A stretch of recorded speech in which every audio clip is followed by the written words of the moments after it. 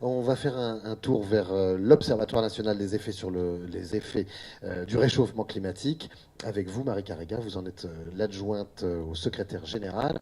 Alors nous, on a aussi, ça va jusqu'au bout, puisqu'on a en charge la politique française d'adaptation au changement climatique, hein. C'est nous qui sommes en charge de l'élaborer, de la suivre. Première chose, je ne suis pas toujours dans cette configuration-là. Et encore récemment, j'ai eu droit à des belles phrases.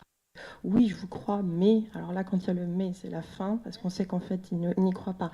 Donc il y a déjà cette première étape. Alors on a de moins en moins de gens dans les salles. Pour autant, on a quand même déjà face à nous des gens voilà, à qui il faudrait expliquer que non, ce n'est pas naturel, etc. Que non, a priori, on ne reviendra pas en arrière. Donc c'est une première étape. C'est vraiment le travail de titan, parce qu'on a l'impression tout le temps d'éponger le bateau.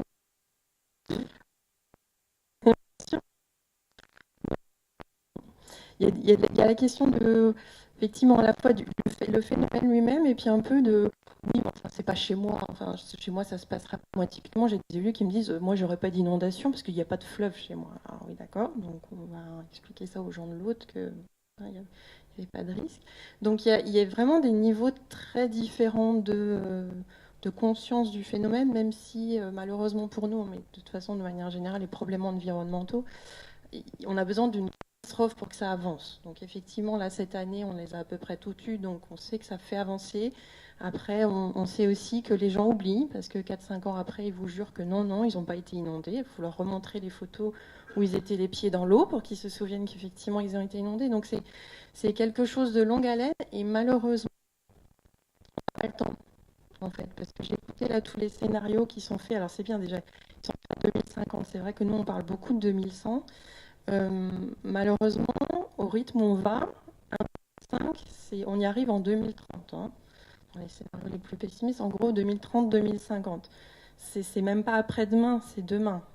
Hein, c'est-à-dire que même si on arrêtait, on va dire, allez, on arrête aujourd'hui d'émettre des émissions de gaz à effet de serre, on sera quasiment à 1,5 degré.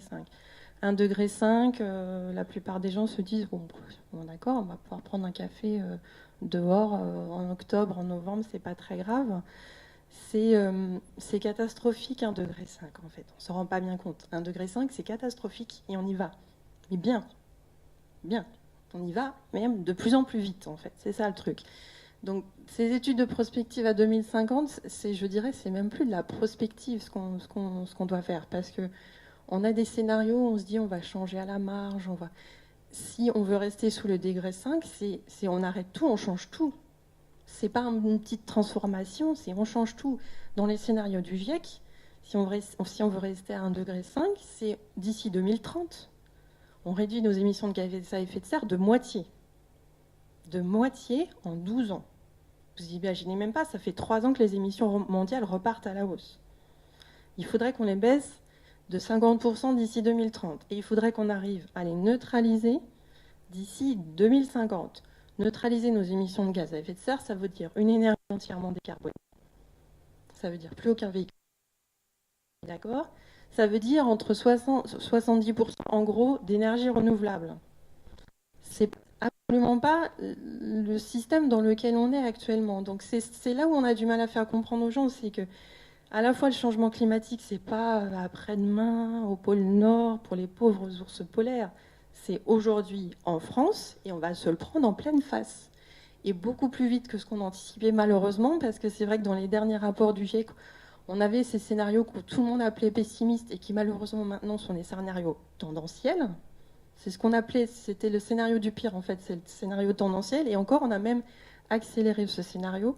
Donc on a vraiment, nous, un problème de temporalité. C'est-à-dire qu'à la fois, on en est encore à essayer de convaincre certaines personnes que oui, oui, oui, c'est pas un phénomène naturel, c'est pas normal. 2 degrés, 1,5 degré, c'est important. Et de l'autre côté, nous, on voit le mur qui se rapproche. Et on voit qu'on a de moins en moins le temps de freiner. Et que c'est maintenant qu'il faut freiner. Et que derrière, et j'ai entendu les questions de ah, ça va coûter cher, mais il y a le mur qui est en face. Il faut freiner maintenant. On n'en est plus à se poser la question de est-ce que ça coûte cher d'acheter des freins. Je suis désolée, mais on n'en est plus là. Alors pour ceux qui s'intéressent, il se trouve que le GIEC a aussi regardé la faisabilité économique. C'est faisable. C'est faisable économiquement, c'est faisable en termes de développement durable, c'est faisable en termes d'éradication de la pauvreté. En revanche, c'est maintenant il faut vraiment freiner fort. Il faut piler. On n'en est plus à se dire que si je décélère un petit peu, je vais peut-être trouver un petit chemin qui va me permettre de... Le mur, il est là, et il est même plus proche que ce qu'on pensait. Et donc, c'est pas un message simple, parce que je sais qu'en plus, souvent, j'interviens en conclusion, donc je plombe un peu la... Bon, voilà. Mais malheureusement, on en est là.